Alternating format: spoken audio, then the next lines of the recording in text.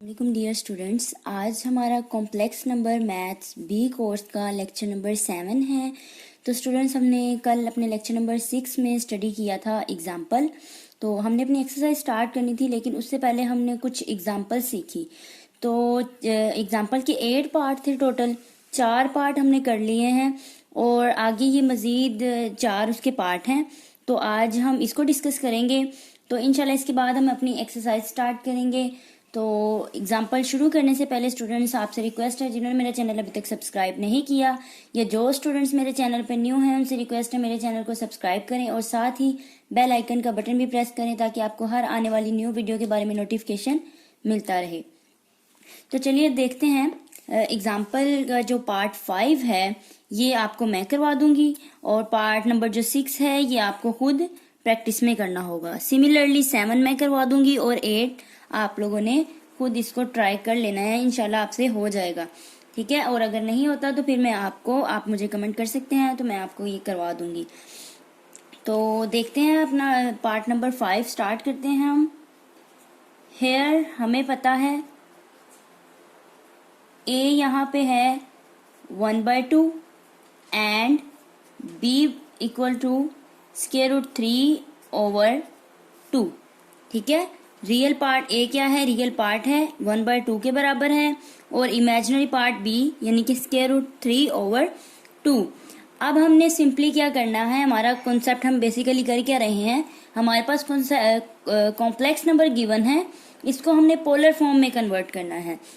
ठीक है, तो पोलर फॉर्म में कन्वर्ट करने के लिए हमारे पास दो चीजें होनी चाहिए, आर, ठीक है, और थीटा, एंगल होना चाहिए। तो हम सबसे पहले आर और थीटा को फाइंड आउट करते हैं। तो हमें पता है सिंस आर बराबर है स्क्वायर रूट रियल पार्ट का स्क्वायर प्लस इमेजिनरी पार्ट का स्क्वायर। तो यहाँ से अगर आर की वैल्यू देखी जाए तो 1/2 स्क्वायर प्लस √3/2 होल स्क्वायर और स्क्वायर रूट, आर बराबर आ जाएगा 1/4 प्लस 3/4। तो दिस इम्प्लाइज यहाँ से डायरेक्टली आर की अगर एलसीएम लें, इसको सिंप्लीफाई करें तो आर हमारे पास क्या आ जाएगा, आर यहाँ पे हमारे पास 1 के बराबर आ गया। इसी तरह हमने यहाँ पे मार्जिन लाइन लगा देनी है और हमने बताना है थीटा किसके बराबर है, tan इनवर्स b/a के। ठीक है, और यहाँ पे वैल्यूज पुट कर देते हैं। थीटा बराबर है tan इनवर्स b किसके बराबर है, √3/2 एंड a किसके बराबर है 1/2 के। और दिस इम्प्लाइज यहाँ से थीटा tan इनवर्स क्या रह जाएगा, tan इनवर्स की वैल्यू √3। और tan इनवर्स √3 कहाँ पे होता है स्टूडेंट्स, हमें पता है tan इनवर्स √3 π/3 पे होता है। ठीक है स्टूडेंट्स, तो अब यहाँ पे हम आर्गेंट डायाग्राम बना के भी अपना एंगल चेक कर लेते हैं। आर्गेंट डायाग्राम,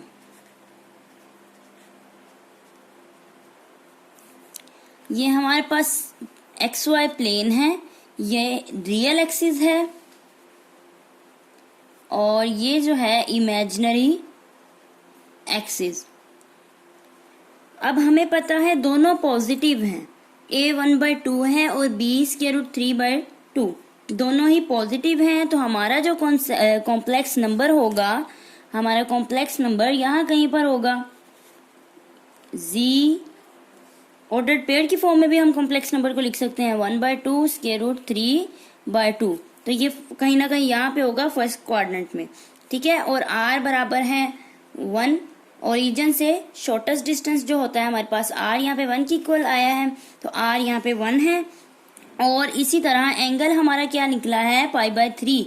तो π/3 भी हमारे पास फर्स्ट क्वाड्रेंट में रहेगा, ये थीटा है π/3। ठीक है, पॉजिटिव है ना, और π/3 ये फिर फर्स्ट क्वाड्रेंट में रहेगा। तो इसका मतलब देयरफॉर जो हमारे पास थीटा है, आर्गुमेंट ऑफ z किसके बराबर आएगा, π/3 ही रहेगा। ठीक है स्टूडेंट्स, तो हेंस अब हम यहाँ से बता सकते हैं कि हमारा जो कॉम्प्लेक्स नंबर पोलर फॉर्म में था वो क्या बन गया, z बराबर है, सबसे पहले आप यहाँ पे पूरी फॉर्म उसकी लिखना चाहें तो लिख सकते हैं, z बराबर है r cos of theta plus iota sine of theta. तो दिस इम्प्लाइज यहाँ से r हमारे पास 1 के बराबर आया और थीटा किसके बराबर है, cos of pi by 3 plus iota sine pi by 3 के। ठीक है स्टूडेंट्स, तो ये था पार्ट नंबर जो एग्जाम्पल का 5, वो मैंने आपको करवा दिया। अब इसी तरह से आपने 6 पार्ट आपने खुद करना है, ये आपकी प्रैक्टिस है। ठीक है, इसमें कुछ भी चेंज नहीं आएगा, जस्ट साइन का चेंज है। देखिए यहाँ पे पॉजिटिव था और ये हमारे पास नेगेटिव हो गया। ठीक है, जो हमारे पास बी होगा नेगेटिव होगा, तो नेगेटिव की वजह से क्वाड्रेंट क्या हो जाएगा, चेंज हो जाएगा, फोर्थ क्वाड्रेंट में चला जाएगा ना हमारे पास। एक्स पॉजिटिव और वाई नेगेटिव फोर्थ क्वाड्रेंट में चला जाएगा, फिर एंगल भी उसी हिसाब से हमारे पास नेगेटिव में निकलेगा। तो ये 6 पार्ट आप खुद करेंगे। अब मैं आपको पार्ट नंबर 7 करवा देती हूँ, 7 में और 8 फिर आप खुद कीजिएगा। 7 पार्ट है हमारे पास, यहाँ पे एक बार हम फिर से लिख लेते हैं। लेट z बराबर है, कॉम्प्लेक्स नंबर हमारे पास क्या गिवन है, -1/2 प्लस स्क्वायर रूट 3/2 एओटा। और हम यहाँ पे बता देते हैं हेयर a बराबर है -1/2 एंड b बराबर है स्क्वायर रूट 3/2। और सिंस r किसके बराबर है, r बराबर है रियल पार्ट का स्क्वायर प्लस इमेजिनरी पार्ट का स्क्वायर और स्क्वायर रूट।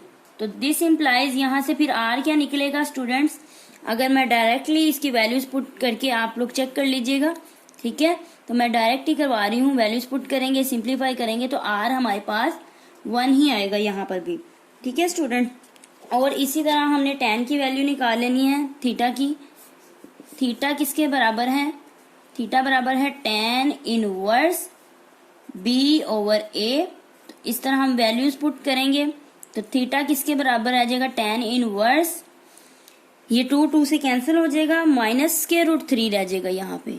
ठीक है, वैल्यूज जब पुट करेंगे स्टूडेंट्स, मैंने डायरेक्ट करवा रही हूँ तो आपने इस तरह से डायरेक्ट नहीं करना, आप वैल्यूज पुट करेंगे, सिंप्लीफाई करेंगे तो हमारे पास इतना रह जाएगा। आपको मैंने पिछले पार्ट्स करवा दिए हैं तो होप सो आप लोगों को समझ आ गई होगी, ये कोई टफ स्टेप नहीं है, बहुत ही सिंपल सा है।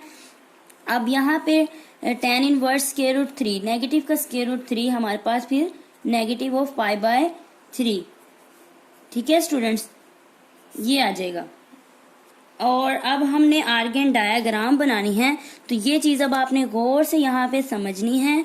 अब हमारी आर्गन डायाग्राम में क्या चेंज आएगा, आर्गन डायाग्राम में बनाती हूँ यहाँ पे आर्गन डायाग्राम।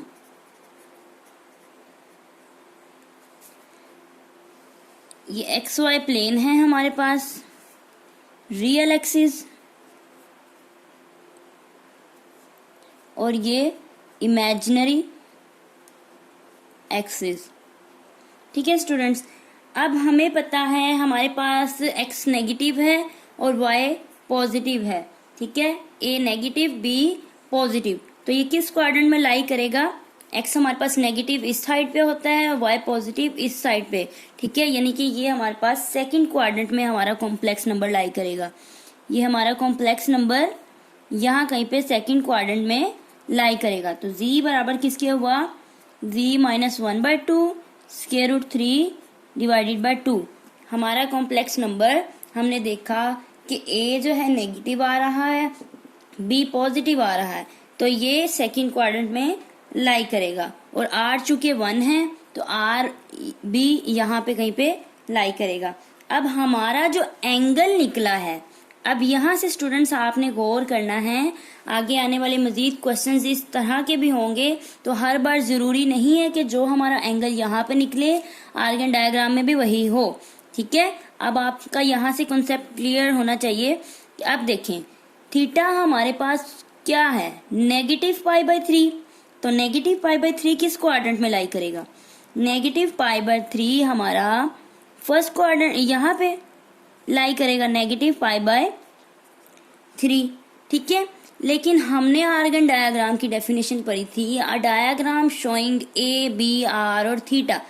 अब देखें सेकंड क्वाड्रेंट में आर भी है, ए भी है। ठीक है, लेकिन जो हमारा थीटा है वो सेकंड क्वाड्रेंट में लाई नहीं कर रहा, उसको भी इसी क्वाड्रेंट में रहना चाहिए, पर थीटा तो हमारा फोर्थ क्वाड्रेंट में आ रहा है। ठीक है, तो अब यहाँ से आपने क्या करना है, हमारा थीटा यानी कि आर्गुमेंट ऑफ z किस तरह से फाइंड आउट करेंगे, थीटा बराबर है आर्गुमेंट ऑफ जी। हमारे पास क्या होगा, हमने लेना है इसको, ये जो हमारा एंगल है हमने इसको सेकंड क्वाड्रेंट में लेके जाना है। तो सेकंड क्वाड्रेंट में जाने के दो रास्ते हैं, इधर से इस तरह एंटी क्लॉकवाइज भी जा सकते हैं और हम क्लॉकवाइज भी जा सकते हैं, लेकिन हमने जो एंगल लेना है वो शॉर्टेस्ट होना चाहिए। तो अब आप देख सकते हैं कि जो शॉर्टेस्ट एंगल है वो ये एंटी क्लॉकवाइज में है। ठीक है, एंटी क्लॉकवाइज हमारा शॉर्टेस्ट एंगल बन रहा है, तो यानी कि हम एंटी क्लॉकवाइज रोटेट करके जाएंगे तो हमारा ये जो एंगल है वो सेकंड क्वाड्रेंट में चला जाएगा। तो किस तरह से, हमेशा आपने जब भी इस तरह का कोई हो तो आपने क्या करना है, आर्गुमेंट ऑफ जी यहाँ पे लिखना है plus minus modulus of pi minus modulus of ये जो भी हमारा एंगल निकलेगा यहाँ पे आ जाएगा। मैं फिर से रिपीट कर दूं, आपने क्या लेना है, argument of G plus minus, ये प्लस माइनस ये क्या चीज शो करता है, रोटेशन पे। ठीक है, हमारा रिक्वायर्ड एंगल जो भी होगा उसके अकॉर्डिंग यहाँ पे साइन आ जाएगा। अब देखिए हमारा शॉर्टेस्ट एंगल यहाँ पे एंटी क्लॉकवाइज बन रहा था। ठीक है, तो एंटी क्लॉकवाइज है तो फिर हम पॉजिटिव साइन को पिक करेंगे यहाँ पे। ठीक है स्टूडेंट्स, तो ये साइन जो है हमारे किसको, एंगल की रिक्वायरमेंट को शो करता है, किस डायरेक्शन में है उसके अकॉर्डिंग साइन आ जाएगा।